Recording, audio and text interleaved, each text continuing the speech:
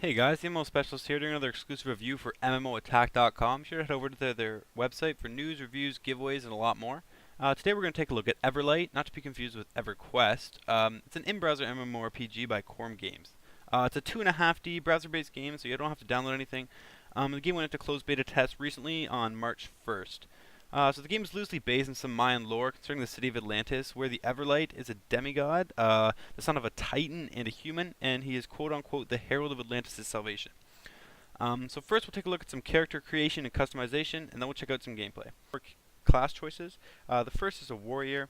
The warrior is your typical melee close quarters character, so a tank character. Then you have your prophet, which is a mage melee hybrid character. Then you have your ranger. These are your typical ranged melee characters. They usually have some magical attack powers as well. And then you have your mage, who is a high damage AoE character, although they lack physical strength and constitution, so they have poor self-defense and they can die easily. There's no character customization, which is a little bit unfortunate. You can only choose between these 4 avatars down here. Although armors and weapons do appear differently in the game, so that's basically the only way you can customize your character or differentiate between you and other players. And as a ranger or a mage, you can only choose a female character, and as a prophet or a warrior, you can only choose a male character. Not sure why this is, but that's just the case. And you can only create 2 different characters, so I already have one, so if I created another one here, this would be the only 2 I could have. That's basically it for the character creation. We'll jump into the game and take a look at some gameplay. Hey guys, so basically this is the gameplay. As you can see here, we can really see the 2.5D graphics, very similar to Age of Empires. This is basically running at max settings. This is as nice as it's going to look. The early stages of the game, they kind of leave you very little to you as a player. The auto route function, as I'll try and show you here. So if I go to quests, and I go to escort quests, and I go to here, and if I go to say I want to run to him, as you can see here, it'll auto route all the way there. So at the beginning of the game, that basically auto routes you around, and as well as the auto route feature, they have an auto attack feature. So if you're doing a quest and you have to kill, say, 20 of these or 30 of those, the game will kill them for you. So that's kind of a bummer because it kind of takes away from what the player has to do.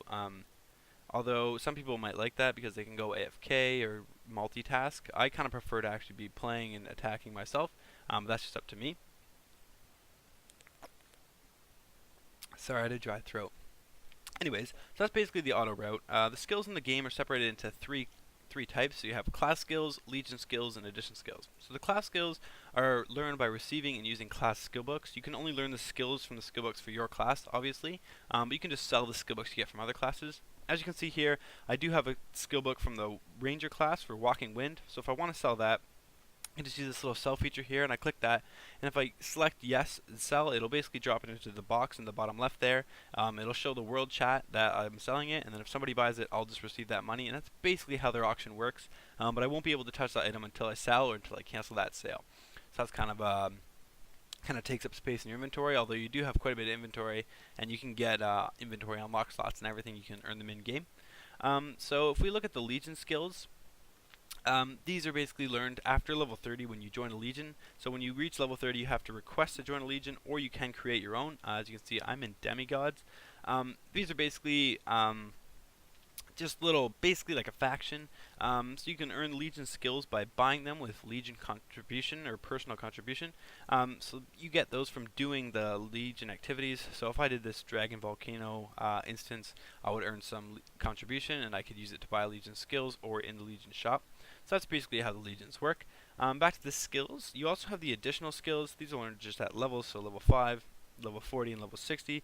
I can earn these skills, and they just give me small bonuses. So as you can see here, a Prophet's Core skill reduces my target's HP by 40% and recovers mine by 40, but that's earned at level 60, so I'll have to try that out when I get there.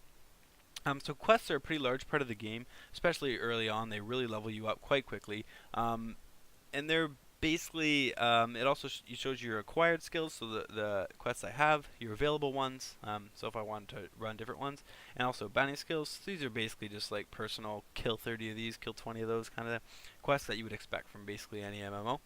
So basically, EverQuest also has pets. I'm riding on a mount right now, but you also have pets like a lot of other games. So I have a Dodo Panda. Your pet, you can take him into battle, and he levels up with you. So as you can see, mine's level 41. And you learn the pet skills by finding skill books like you would just for yourself. You can also evolve your pet. So if you do use Pet Amber, you can earn some of it in instances in the game, but you can also buy it from the cash shop. And when you do that, you use the Amber to level up. So I would need 5 more Amber to get my pet up to level 3. And as you level up your pet or evolve your pet, it will change appearance. So at level 3, you can see mine will change appearance. Level 5, I get a skill. Level 10, I get a skill. Level 12, it'll change appearance. And level 20, it'll change appearance for the last time. You can get other pets as well, and if you do have more than one, you can merge them to receive bonuses. You can also enhance your pet. This is using emery. And this basically, you can get different kinds of emery, and they'll give little enhancement levels. So here you can see I use some emery, and I have plus 280 extra HP. That's basically just a small way to beef up your pet, but the pets are actually quite helpful in the game. As you can see here, my attack for my pet is 374, and attack for myself is very similar. So 3 different settings for PvP in the game. If you deselect one of these, you do enter PvP, so you can attack other players and other people can attack you. So this is your character window. As you can see, it shows you all the gear you have on. You can also select fashions if you want. You can buy them and wear those. And if you do have a better gear in your bag, it will suggest that you wear it other than something you have on now, which is kind of nice because sometimes you pick up something you might forget and the game will suggest it to you. So basically it also shows your stats. Your stats here, so this is basically all my HP, my hits, my dodge, all that kind of thing. And you can select titles, so titles will give you small bonuses. So if I deselect this title, as you can see there, I increase my combat power, whereas if I select that title and I exit, I increase my combat power by 180. So these do give you small bonuses, not huge, but just a small way to beef up your character. You can also go to Spirit, but that's unlocked after level 50. So in the gear, you can also trade your gear. So that's what I was talking about, like down below. So if you put something in there, it'll come up here. And if I want to look at, what people are selling, I can take a look here. You can also create gear. So there's a lot of things you can do here. You can refine it using refinement gems. You can also break down your equipment. This will give you materials to build different styles of equipment. You can embed crystals for bonuses, remove them to use elsewhere, combine them to make more powerful ones.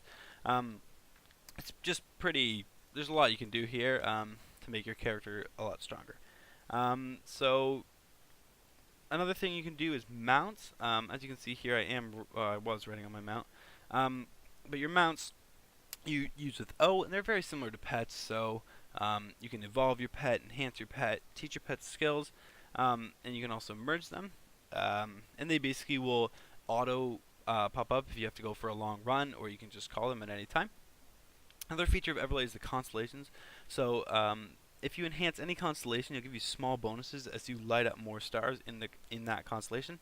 So as you can see in the Leo constellation here, I have 5 stars lit up. So this basically gives me a bonus of attack plus 125, and if I fill the whole thing, I'll get attack plus 750. So you can do that with different ones. So this is Aries, you get 4,500 HP if you max it out, 450 crit strike rate maxed. So all these things basically just determine kind of little tweaks to your character and how your character is being built.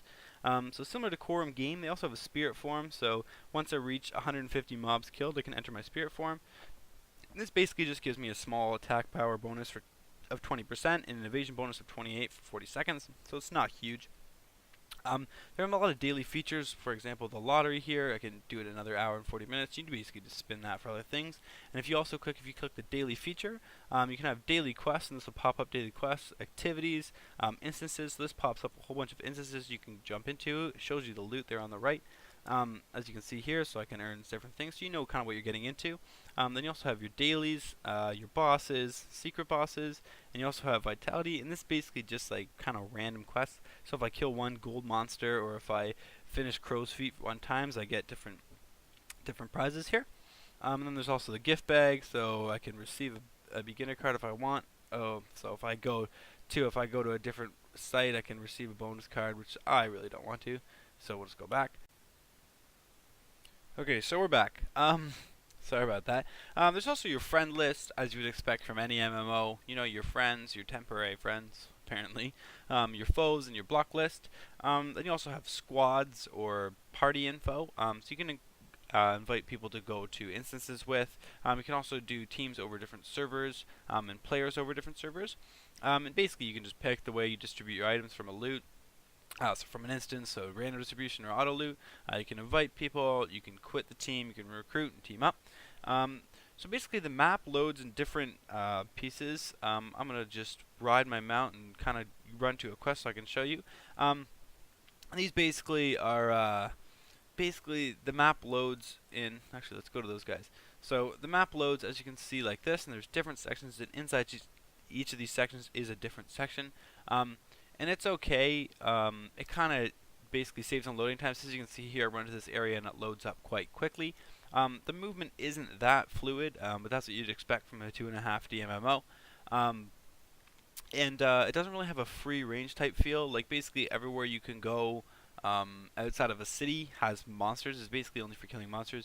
So there's not really any of that kind of run around explore feeling that you would get from any from kind of other different larger MMOs. But it's just a free to play browser based MMO, so you can't expect much. You can see a little lag there in the loading times, but that's not too bad.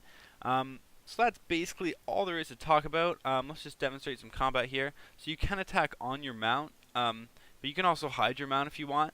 So if I just quickly select my mount and I recall it, and then I can just jump in here. So you can see the attacking isn't that intuitive. I basically just select what I want to kill and just run through my skills. I don't have to move. I don't have to really do anything. You can't use WASD to move. It's just a point and click. If I use WASD, see, it just loads me on my mount. But yeah, it's basically all there is. The combat isn't my favorite. The animations are not bad. You know, the little fire and all that kind of thing. I'm not sure why these turn into little kind of whatever that was, llamas, I guess, pink-headed llamas. But that's basically it, guys. Be sure to head on over to MMO Attack for more news, reviews, giveaways, all that kind of stuff. Be sure to comment, like, subscribe. Let me know what you want to see. Be sure to check out MMO Attack on Twitter. Check out me on Twitter. And thanks a lot for watching, guys. Have a great day. Cheers.